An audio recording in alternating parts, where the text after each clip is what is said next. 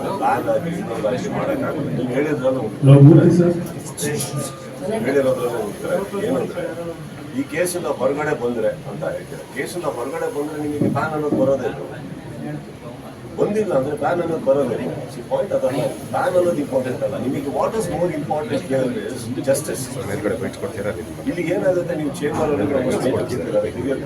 ಎಲ್ಲರೂ ಹೋಗಿ ಅವ್ರ ಮೇಲೆ ಒತ್ತಡ ಹಾಕಿದಾಗ ಏನು ಹೇಳಕ್ಕಾಗತ್ತೆ ಹೇಳಿ. ಕೆಲವು ವಾರಗಳಿಂದ ಕೆಲವು ತಿಂಗಳಿಂದ ನನ್ನ ಮೇಲೂ ಕುತ್ಕೊಂಡು ಬ್ಯಾನ್ ಅಂತ ಹೇಳ ಮಾಡ್ತಾರೆ. ಏನು ಬ್ಯಾನ್ ಅಂದ್ರೆ ಏನಂದ್ರೆ ಪಾಯಿಂಟ್ ಅದಲ್ಲ. ಏನು ನ್ಯಾಯ ಅದು ಮಾಡಲಿ. ಚೇಂಬರ್ ಇರೋದು ಅಲ್ಲಿರೋಂಥ ಚಿತ್ರರಂಗಕ್ಕೆ ಅಲ್ಲಿರೋಂಥ ನಿರ್ಮಾಪಕರಿಗೆ ನ್ಯಾಯ ಮಾಡ್ಕೊಡೋದು. ಇದನ್ನೆಲ್ಲ ಬ್ಯಾನ್ ಅನ್ನೋದು ನಮ್ಮ ವರ್ಡ್ ಅಲ್ಲ. ಬಟ್ ನನ್ನ ಕಾನ್ಸಂಟ್ರೇಷನ್ ಆಗಿ ಪ್ರತಿಯೊಬ್ಬರು ಚೇಂಬರ್ನಲ್ಲಿರುವಂಥ ಹಿರಿಯರು ನೋಡಬೇಕು. ಇದಕ್ಕೆ ಬ್ಯಾನ್ ಅನ್ನೋ ವರ್ಡ್ ಅಲ್ಲ, ಇರೋದು ನ್ಯಾಯ.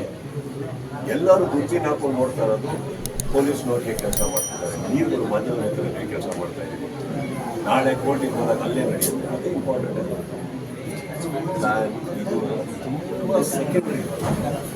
ಮೇನು ನಮ್ಮೆಲ್ಲರಿಗಿಂತ ನೋವು ಪಡುವಂಥ ವ್ಯಕ್ತಿಗಳು ಕುಟುಂಬದ ಹೊರಗಡೆ ಇದ್ದಾರೆ, ಅವರಿಗೆ ಕಾನ್ಸಂಟ್ರೇಷನ್ ಅಲ್ಲಿ. ಸರ್, ಈಗ ಜನರು ಕೂಡ